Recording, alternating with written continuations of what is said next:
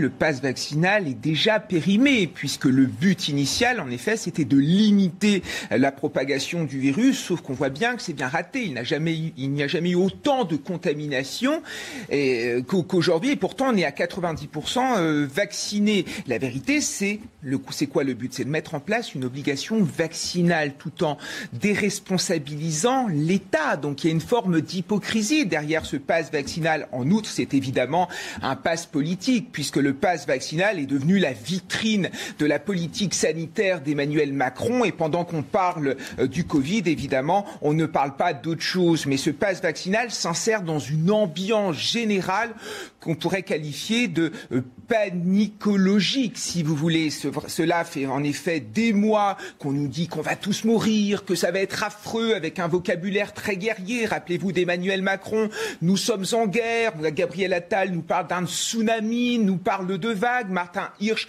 nous parlait du variant Omicron comme d'un sniper. Donc on a hystérisé le débat, on a apeuré la population et on se retrouve dans une situation où les gens, par peur de mourir, ont de moins en moins d'esprit critique et sont prêts à accepter tout et n'importe quoi. La vérité, c'est que ce pass vaccinal, c'est une remise en cause de nos libertés.